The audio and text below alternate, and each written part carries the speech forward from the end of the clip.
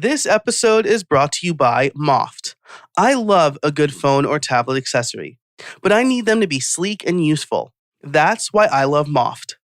Moft creates portable, easy-to-use productivity accessories, which enable you to work anywhere via unique, smart design. Inspired by origami, these lightweight, foldable accessories are the perfect combination of form and factor. I have several, but my favorite is the folding stand and case for iPad. It's perfect whether I use the iPad to read, sketch, or write. It's sturdy and the full extension makes it my own portable desktop computer. If you're looking for the perfect productivity accessories for your devices, go with Moft. For a limited time, you can get 10% off your entire purchase by going to howibuilt.it/moft and using the code JOE10 at checkout. That's howibuilt.it/MOFT and using the code JOE10.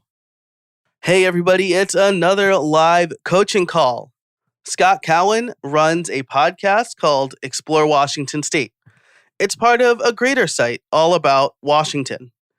The podcast publishes 3 to 4 times per week, and he's looking to grow his audience and potentially increase his output to 5 times a week. Listen in as I give Scott advice about SEO, website improvements, and pointing his large Instagram following to his show. Look for these top takeaways about having a good website with an easy-to-speak URL is a great way to send people to your podcast. How and why you should optimize podcast episode title and descriptions. And instead of trying to grow your podcast directly, how you should try to grow your newsletter and social media following and to share and promote your show through those channels. It's a really good conversation. Scott is doing a lot of really cool things. Publishing more than 3 times a week is very difficult. So it's admirable that he's trying to get to 5. And I hope you enjoy this coaching call. You can find Scott's podcast and all of the show notes over at howibuilt.it/280. Thanks so much to this week's sponsors, Moft, Nexus, and LearnDash. You'll hear about them later on in the show. But for now, let's get to the intro and then the interview. Hey everybody, and welcome to How I Built It, the podcast where you get free coaching calls from successful creators. Each week, you get actionable advice on how you can build a better content business to increase revenue and establish yourself as an authority. I'm your host, Joe Casabona. Now let's get to it. All right, I am here with Scott Cowan. Scott, did I say that right? You did. Excellent. We were discussing this in the pre-show. I always want to make sure I pronounce the name correctly. And we're doing a coaching session today. So I've done a few of these episodes. They've been very popular. And Scott is the host of a podcast called Exploring Washington State. Is it the Exploring Washington State podcast? That's what I have written in my notes. Yes, that's correct. Excellent. And we were just chatting about baseball and fun stuff, so I'm excited. But Scott, why don't you tell us a little bit about your podcast, the target audience, how long you've been doing it, and then we can get into some of the things that you're struggling with. Great. Thanks, Joe. So the Exploring Washington State podcast, I can't even say my own show. What the heck? Anyway, we started the show back in May of 2020. Initially, we started doing 1 episode a week, and then in early 2021, we started with 2, and now we're up to 3 to 4 a week. We just released our 185th episode. Wow. So currently the way it's set up is that we have Mondays, we talk to people in the music business. Wednesdays is kind of catch-all businesses, authors, hikers, things like that. And then Friday is food and drink. So our audience is people who are interested in hearing about interesting people doing things in Washington State, finding out places to go, things to see, new music to listen to. So if you're interested in learning more about what's happening around the state, that's our target audience. Nice. I like that, especially because, Washington State is kind of prolific for putting out popular bands. At least when I came of age, a lot of bands came from, that I listened to came from the Seattle area. There's been a handful of them. Yeah, right. That's awesome, and it's cool that you have them themed, right? So like Music Mondays, then business on Tuesdays, and Fridays food and drink. People are looking to find something fun to do on a Friday evening, so I like that a lot. Now you're up to 3 to 4 per week. That is a lot of content, and kudos to you for doing that. I usually recommend. I do 2 episodes per week, and I might go to 3 episodes per week. People who are members of, I guess, as we record this, maybe by the time this comes out, I will be at 3 episodes per week. But members of the Creator Crew know what I'm thinking about there. So this keeps you very busy. What made you start the show? I guess let's talk about that for a hot minute. Sure. So the show is a spinoff of our website, Explore Washington State, which is a website full of content mirroring what the podcast does, just in written format. And I thought it would be more interesting for me than writing articles to sit down and have conversations with people. That, for me, is a better use of my abilities. Yeah. And so it was to supplement the written content on the website, and COVID, because we weren't getting out to go see things. Yeah. So we could sit remotely like you and I are doing and have a conversation. Nice. That's really cool. And is this a full-time gig for you? Is this a side hustle? Is it a hobby? It is my full-time non-paying job. Nice. I have another business that I run that keeps the lights on for everything. We've been doing Explore in some capacity since 2010. So this is more than a decade now. It's morphed over that time. My interest, my focus is the podcast. My daughter handles the website and our social channels and all of that.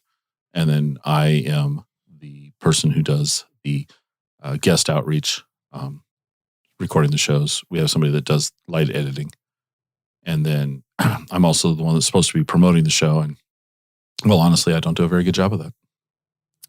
Gotcha. Yeah. I mean, that's one of the tougher things, right? Is when you have a podcast, so much effort goes into getting an episode out that like you kind of want to move on to the next one once it's published.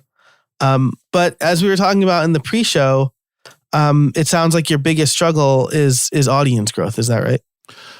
Yes. I mean, I think there's probably not a podcaster who doesn't want more listeners, right? I mean, right. Yeah.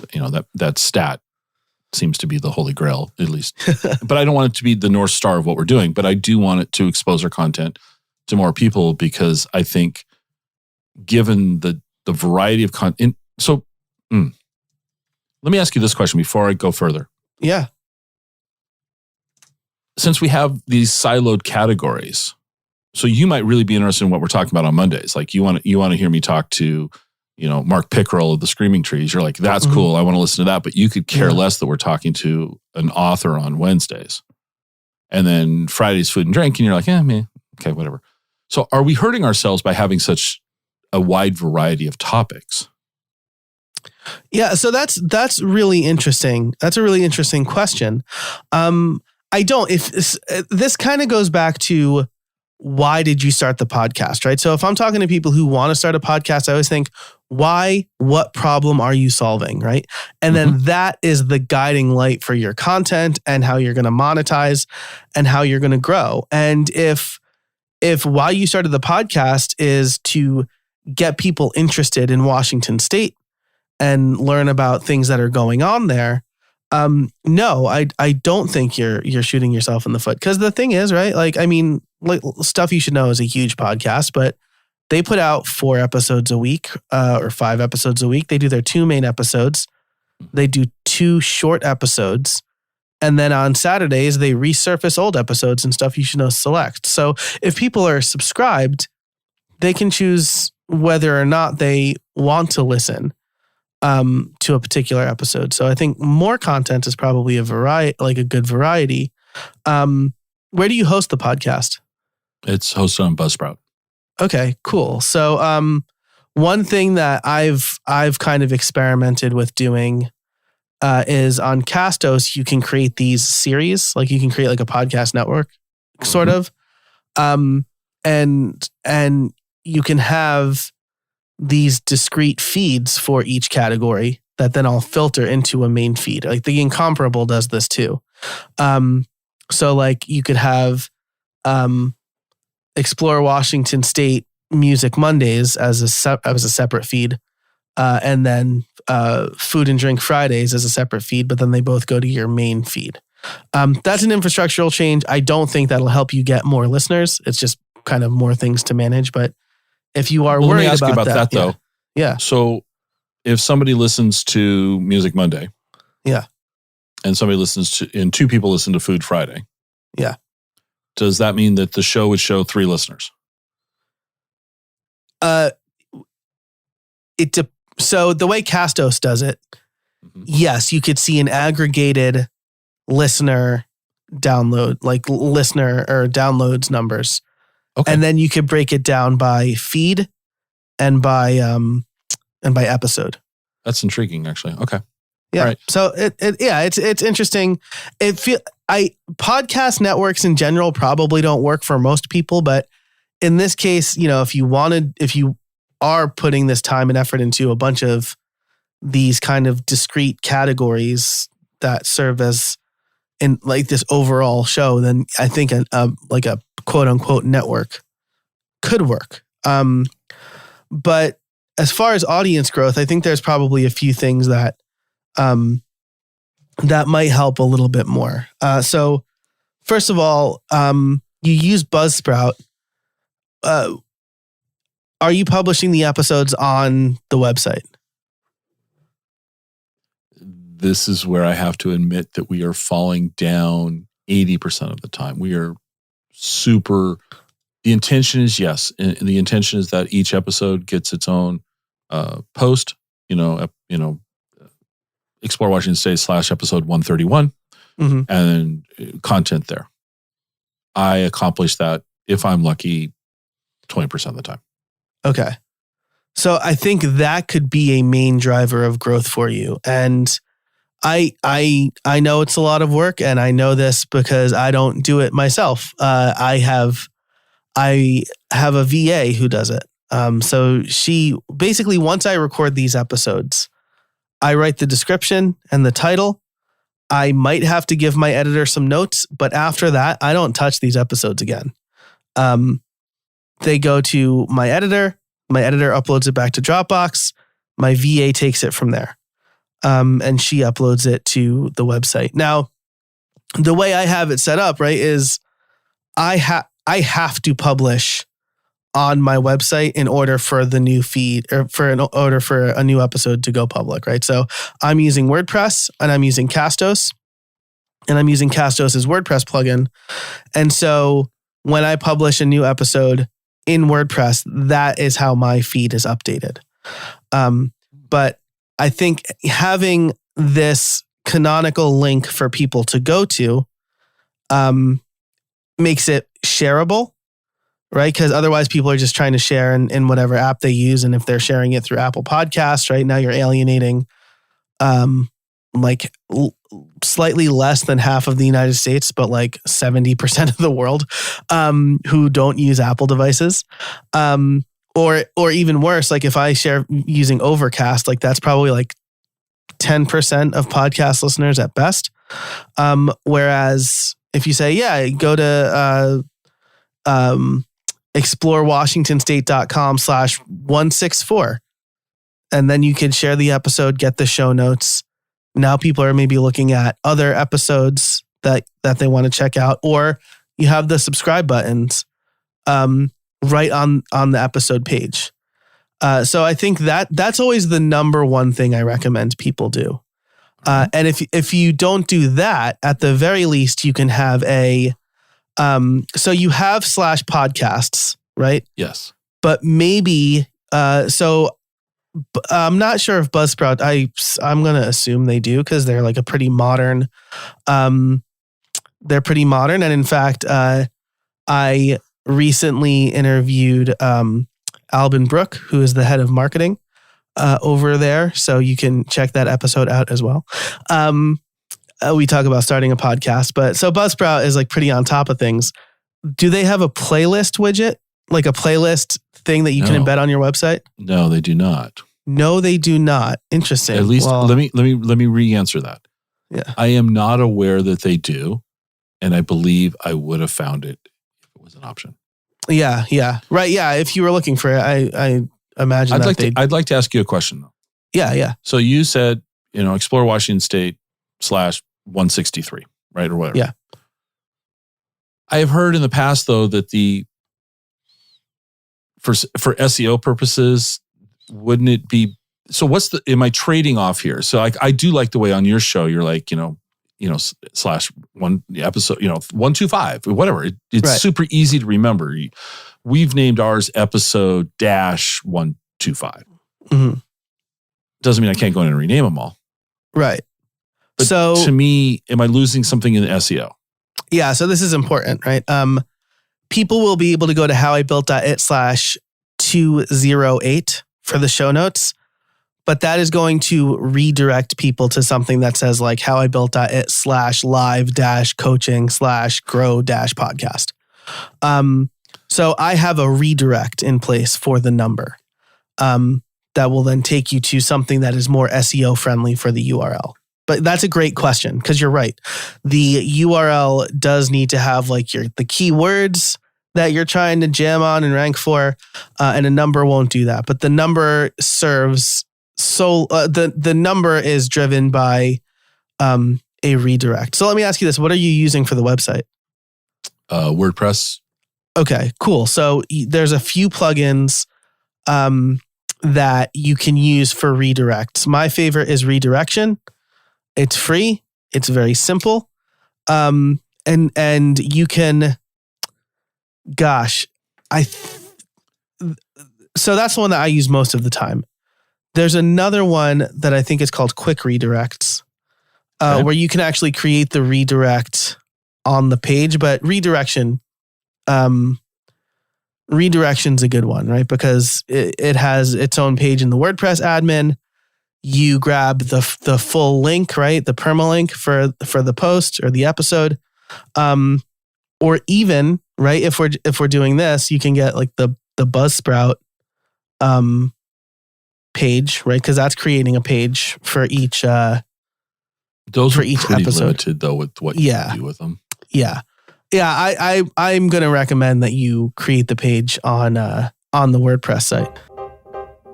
This episode is brought to you by LearnDash. Look, I've been making courses for a long time. I've taught at the college level, and I've created curriculums for several different organizations, including Udemy, Sessions College, and LinkedIn Learning. When I create my own courses, there's no better option than LearnDash. LearnDash combines cutting-edge e-learning tools with WordPress. They're trusted to power learning programs for major universities, small to mid-sized companies, startups, and creators worldwide. What makes LearnDash so great is it was created by and is run by people who deeply understand online learning and adds features that are truly helpful for independent course creators. I love the user experience. And now you can import Vimeo and YouTube playlists and have a course created automatically in seconds. I trust LearnDash to run my courses and membership, and you should too.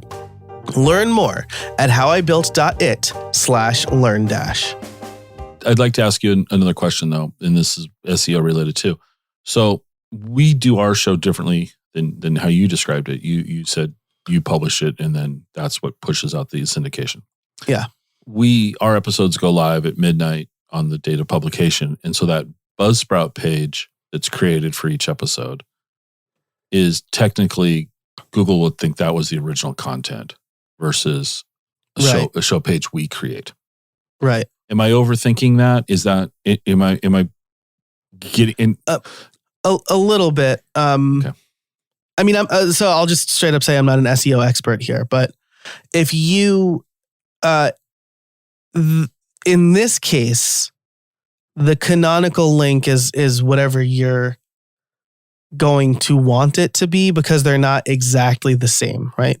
The Buzzsprout page basically serves as a way to push your episodes to Spotify and Apple Podcasts and all the other podcast directories, right? If you're creating this page on explorewashingtonstate.com and that's where you're sending people, that's the canonical. And there's a lot more content, right? You've got the show notes, you've got a transcript, or a transcript section. Yeah, in a transcript section. Then if you send people there, then that's going to be the canonical link for the episode. All right. So I think transcripts too are helpful. They are expensive. I have them for my episodes, but they're going to help with the SEO juice as well, right? Because some things that are stated. I mean, this is really good though. Your show notes are very good. It's basically a blog post. And so that's providing good content as well. So that's something you're doing very well that a lot of podcasters don't do. Is that, and I think that's really good. So first of all, definitely get a page on explorewashingtonstate.com for each episode. There's there's a few ways you can automate this, but you're also like doing the writing. So I would recommend, if you're going to put time somewhere, definitely do that. There are services too. I mean, again, if this is your full-time, not paid job, I don't know what kind of budget you have, but I use a service called Podreacher to turn some of my episodes into blog posts. Was that Podreacher? Podreacher, yeah. PodReacher.com.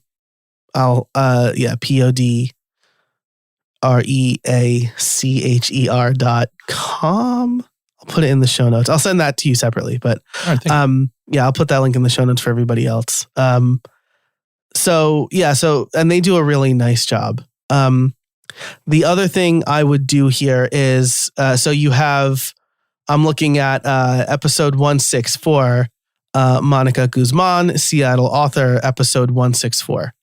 Mm-hmm. I would absolutely make this title something different, more clickable.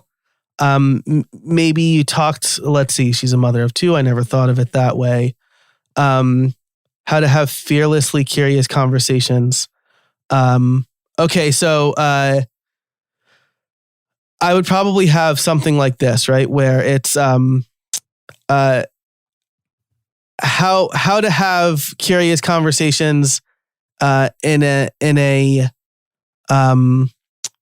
what's the word I'm looking for? In a polarized time with Seattle author Monica Guzman, right? Okay. Because now you're putting the problem that you're talking about in the front of the title. Right. And then that's also going to help with maybe people who are just browsing podcast apps. Maybe they don't know who Monica Guzman is, but yeah, I totally want to know. Like, I'm like afraid to talk about whatever. I'm afraid to talk about polarizing topic of the day. Yankees. Yeah, I'm afraid to talk about the Yankees with my close friends because I'm afraid they're Red Sox fans or whatever, right? So yeah, that is a problem that's solved, and then you're still highlighting that she's a Seattle author, right? That she's a Washington State author. So those are a couple of things that I could do, and then I don't know what your descriptions look like for what you put into Buzzsprout. So here's the honest truth, because anyone that's listening to this is looking to improve themselves, so I can open myself up. I typically write those right before I fall asleep the night that the episode's going to go live at midnight in a dead panic. And yeah. I truly am. I don't like when I'm writing. I don't. The fact that you're looking at them and I'm not cringing is sheer willpower on my part. And I understand logically though that that's something that somebody who's stumbling across the podcast is going to read and go, or maybe they're listening to it. So I know that we need to spend more time crafting a more compelling reason to listen to the show. Because I think the shows are better than the descriptions in most cases. Okay. Yeah, I'm not trying to say the show's amazing, but I think the show is more informative and entertaining than what I'm writing. Yeah. And I mean, that's like, that's an art form. Like it's really hard. Right. And I struggle with it too. I don't think I do a very good job a lot of times. But I mean, the description you have here, just like reworking it a little bit, right? Guzman, transparent. First of all, am I saying her last name right? You are. Great. Or at least you're pronouncing it like I would pronounce it. So we're both wrong together or perfect. Both correct. Okay. Perfect. Transparently left-leaning, was raised by 2 Mexican immigrants that voted for Trump, right? So you could say, you can put that as the first line. This inspired her to write a book about how to have conversations in these dangerously divided times. Because that, I mean, especially like Trump is a very polarizing character. So this is going to get people intrigued and interested straight away. Right. And then it's like, oh, but like he wanted to build a wall and these Mexican immigrants voted for him. And then how did they raise a left-leaning daughter? Like, why is she left-leaning when they're so MAGA or whatever?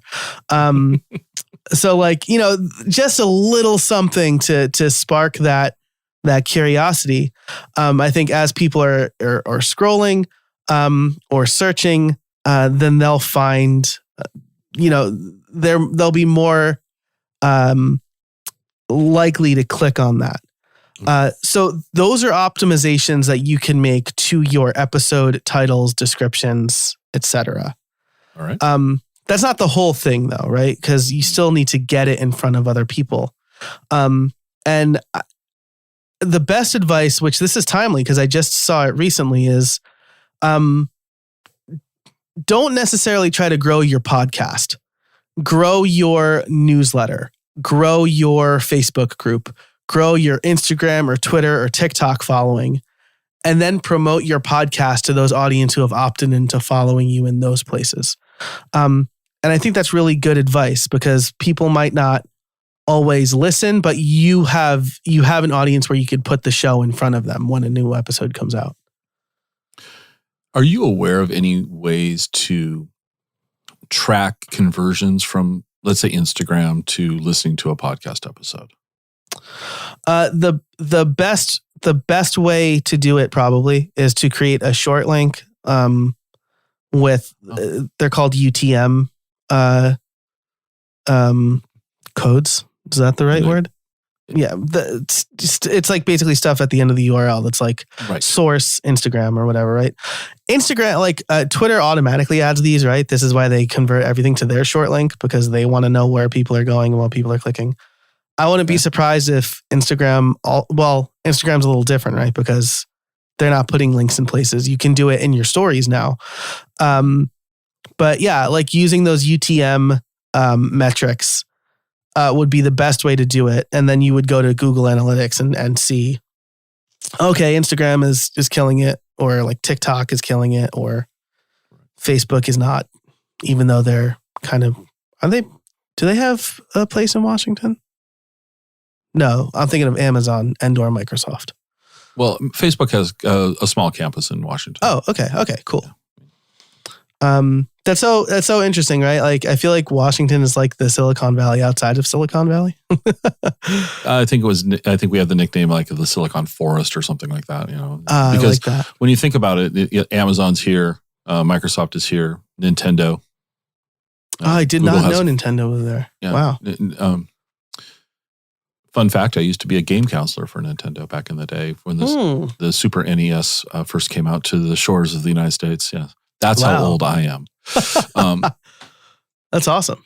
Yeah, we have a, King County where Seattle's based, that region's tech workers galore.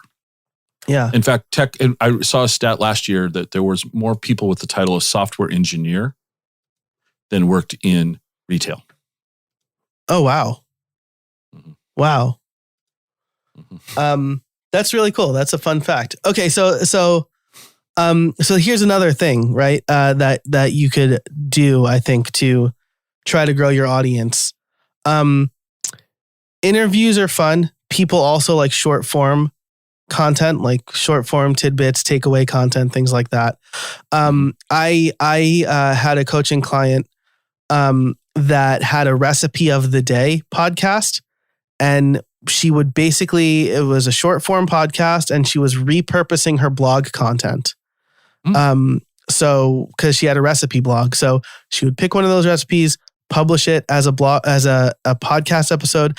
Then she would put the player on that recipe page. So she'd have like listen or read on, right? So this is especially because like the other thing you told me you might want to do is try to do more episodes per week. These shorter form podcasts, maybe that's just you, are easier content for a lot of people, right? Because then you don't have to book and do the schedule dance and do more editing. And maybe you can repurpose old blog posts and then embed the podcast episode on an already well-ranking page with subscribe buttons. Because I mean, you've got if the domain is over 10 years old, you've got good domain authority, right? Do you get good website traffic? 30,000 sessions a month. Okay. So that's, I mean, it's better than my personal site gets. That's better than any of my sites get, actually. This podcast is the most popular content that I make.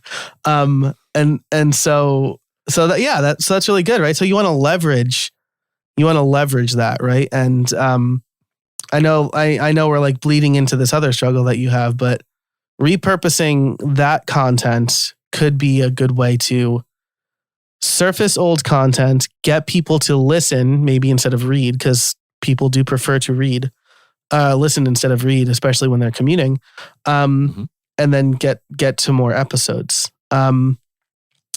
So let's see, I half lost my train of thought in there, but we were talking about repurposing, how you can grow, getting in front of repurposing that content to get in front of different audiences.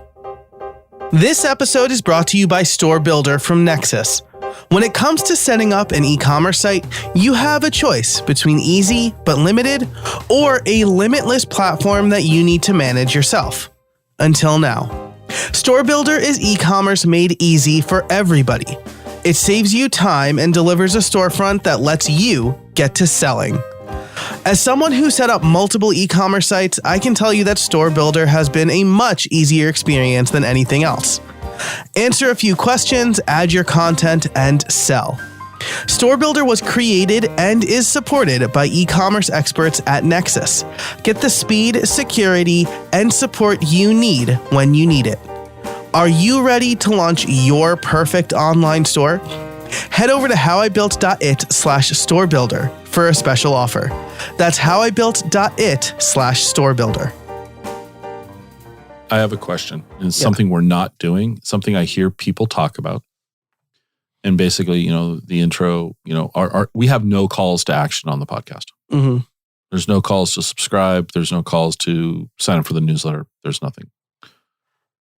We have a newsletter that we send out to about 2,500 people once a week that basically references the podcast episodes that we published that week and references articles that we've published that week.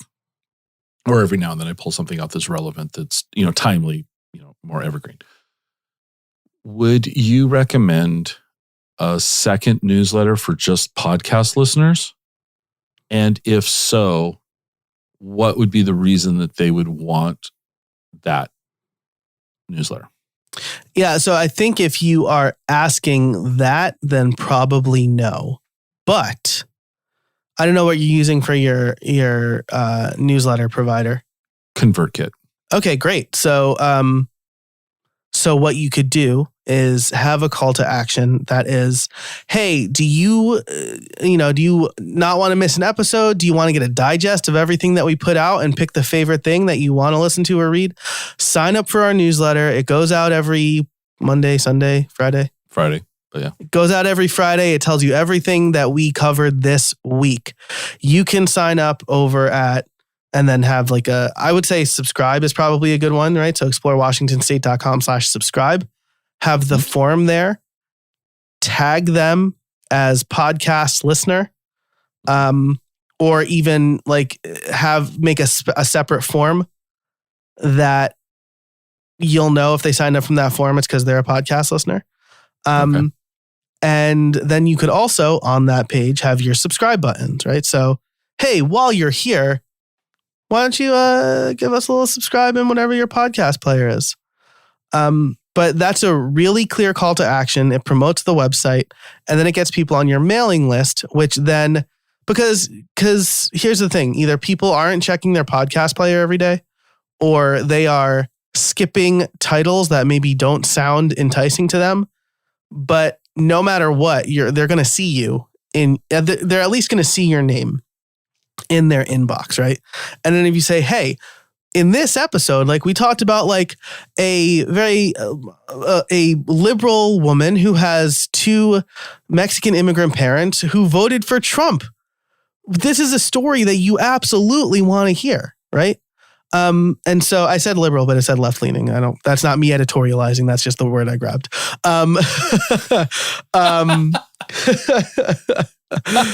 So again, this is a way you're getting people into a place where you are seeing them and understanding them a little bit better. And then you can also reach out to them and get feedback. Hey, what do you want to hear about? Because podcasting feels like a very one-way street. And any way to make that a two-way street is going to give you an advantage. Okay. Cool. Do we have time for me to ask you one question? Yeah, I was just going to say, we're coming up on time. Why don't we do one more question? Perfect. All right. Do you have any recommendations of how to get the guest to share the content that they were on? Yeah, this is tough. This is tough because not everybody's going to want to be inclined to do it. People who are sharing a lot probably have their schedules their social sharing schedules very tight and curated or manicured, I guess. But here's what I do, right? Everybody who comes on my show, you'll see this, right? Because you've signed up with my Calendly link. When my show publishes, you automatically get an email saying, hey, Scott, just wanted to let you know your episode is out. You can find it at howibuilt.it/280. I would love and appreciate if you shared that. So there's one nudge. Usually people some people are super generous. Like they're like, yeah, I'll totally share it. The other thing I do is that same day, I use an app called Tweet Hunter to schedule all of my tweets. And on publish days at 11:26 to make it look real, I have a 3-tweet thread. Hey, new episode of the podcast is out. This week I tag guest name, like their Twitter handle, because right, I asked for that too. Right. We talked about whatever. You can listen here. And then I have like in the members only special, we talked about this. Thanks to our sponsors. This is good for, if they're tagged, the very least they'll do is retweet it, right? Mm-hmm. And same thing, like if you tag them on Instagram or something like that, the very least somebody will be willing to do is share it to their story, because that's like a one button push for them. Right. And then similarly, my sponsors will also usually like or retweet that tweet, which that's not advice I usually give out, because usually I'm putting the cart before the horse. Well, if you get sponsors, they'll share it, but like that's not always the case, and usually you need downloads for sponsors. The point though is that you're showing the sponsors that you're appreciating them for sponsoring you. And, yes. Yeah, I like that. Yeah, totally. So those are the two things that I do.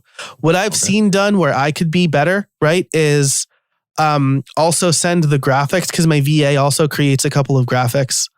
Attach them. Hey, like here's some artwork that you could share on social media if you want. But that's going to require them to create a post, right? I would sooner create the post myself and tag them in it, and then they could share it that way. So the email that you send out when the episode goes live, is that through Calendly? No, that is a little how the sausage gets made, right? I'm a developer.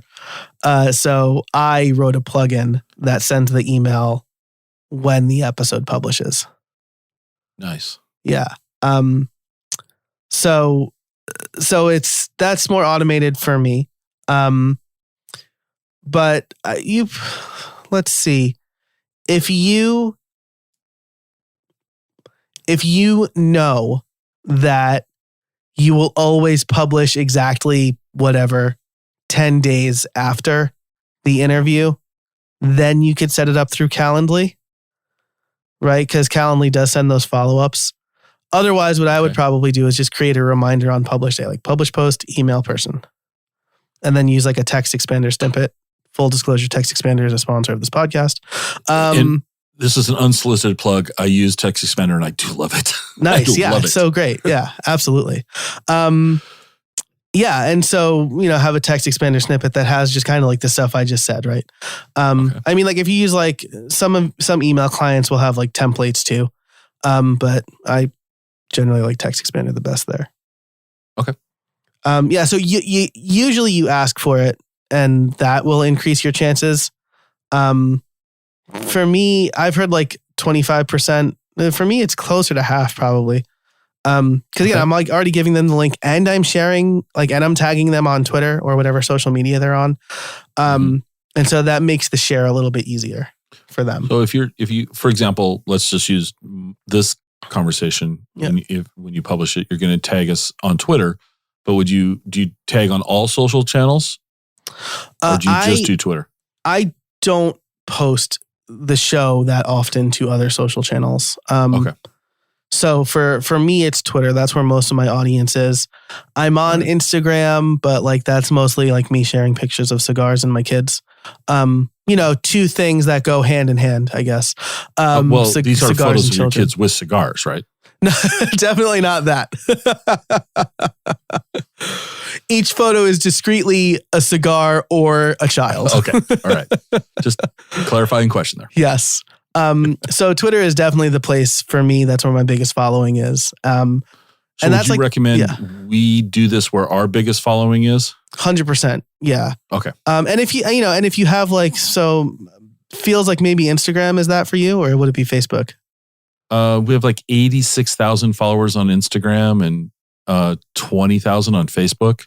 That's so many. Yes, both places definitely do that. And so Twitter, we have 500. Right. Okay. So Instagram for sure. And then Instagram allows you to automatically post over to Facebook, right? Because they're the same company. Correct. And if you convert to a business account, if you haven't done that already. We do. We have. Okay. So you can do advanced scheduling.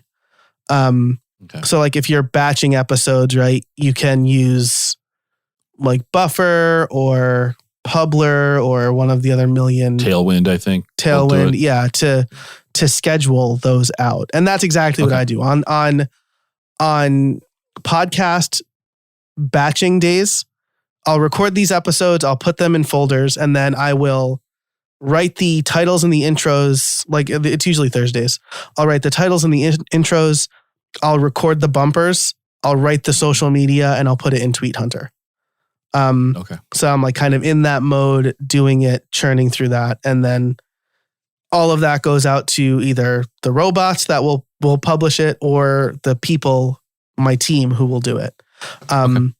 So totally recommend that because, and with Instagram, I mean, I don't know how effective audiograms really are. The only stats I've heard about audiogram, which is those video clips, the only real stats I've heard from them come from companies that specialize in making audiograms. So that's 4 out of 5 doctors say smoke or whatever. So, but what you could do instead is record a quick video, right? And say hey, or if you're using Riverside, ask your guest, hey, is it okay if I record the video and release part of this on Instagram? All right. Right? Because that's not extra work, right? The thing I just said is extra work. But if you just and Rivers, because you use Riverside, right? Is that what you said? Yes. Yeah. So Riverside, okay. Again, also full disclosure, they've sponsored this podcast in the past. I swear I own most of when I do this, it's because I already use the tools, right? But they're pretty effective at picking good clips or screenshots, right? So, I would ask. I don't agree with you. I don't agree. Okay. Man, everyone just looks awful. Oh, really? It's like the screenshot will be, you look great. I'm staring into space. I look okay. You're staring into space. It's like, can we cut and paste together? Yeah. Then we got one. Right. Totally. But like, I don't know. But they also make it pretty easy to clip the interview. Yeah, I haven't played with that. I haven't extensively. I tried it out a little bit, but it's like built in now, right? So when you're done, I like to keep a pen and paper next to me. So like I look at the time. If someone says something prolific, and I'm like, I write down the time. And I've noticed your hand hasn't moved this entire episode, so nothing prolific has been said by your guest. I apologize. You said something I wrote down, but this is me like doling out advice, right? Usually, if I'm, oh yes, that was a good thought that I had. That doesn't feel very good to me. But that might be again. This is a little bit extra work, but if you're going to leverage 86,000 followers on Instagram, even if we play like the 1% rule, that's like a good chunk of people who might come over. But see, here's the thing: that's not even close to what we're converting over. It's if we put something on Instagram for the podcast, we're lucky to get like 2 people. So what are you putting over on Instagram? I'm not allowed to go to Instagram. That's my daughter's job. So I'm too old. So she says she can't go look. So we'd have to go. I also feel too old for Instagram. Yeah. Anyway, and that might be also part of it though, is that the audience on Instagram is different than the audience for the podcast. Yeah, maybe. And Facebook's audience skews older. So I might experiment a little bit more over there, right? Because you have quite a following over there too. But it probably depends. Instagram has straight up said they're favoring video now. So if you at least experiment here and there with video, either like a 30-second thing that you or your daughter records and puts in Reels, saying like, hey, just had this great interview, like keep an eye out for it, blah, blah, blah. Or a clip that you're lifting from Riverside. Try it a couple of times and see what it does, because we're all slaves to the algorithm on these sites. And Instagram has capriciously decided that they want to do more video now. But and then here's something that I'm going to work on this summer, especially, is vertical short form video that I can share everywhere. So like TikTok, YouTube Shorts, and Instagram Reels. Because again, this is something that if I carve out an hour and I either bring a change of shirt or just always wear the same shirt in these things, I can record a bunch of those and then schedule them out for a while. And so short form video is YouTubers will, like longtime YouTubers like CGP Grey has said like this doesn't work for him. But by and large, I've heard that this is a great way to get yourself in front of new eyeballs, especially on TikTok. TikTok like really works with getting you in front of new people. So this is a thing that I have fought because I don't like TikTok for a number of reasons. But as I try to grow my audience and take this show and my podcast services to the next level, I think it's at least something I'm willing to invest 3 months in, we'll say. So a couple of hours, record short form videos, send them over to TikTok. I might try to put them on AOL because that's my nice. generation. AOL, very good. Get those discs for a free hour of internet. I was using them as coasters for a little while, I think everybody was. I think that was at least my circle of friends that we'd go over to their house and hey, coaster. Oh, look at that free coaster. Very cool.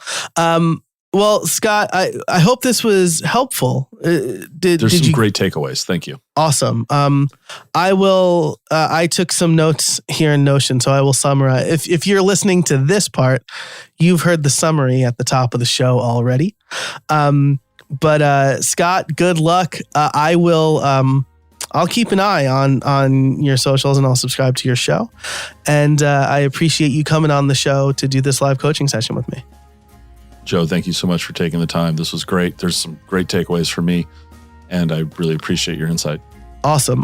My pleasure. And thank you so much for listening. If you're interested in doing a live coaching session like this, I'm trying to release them every 4 to 5 weeks now.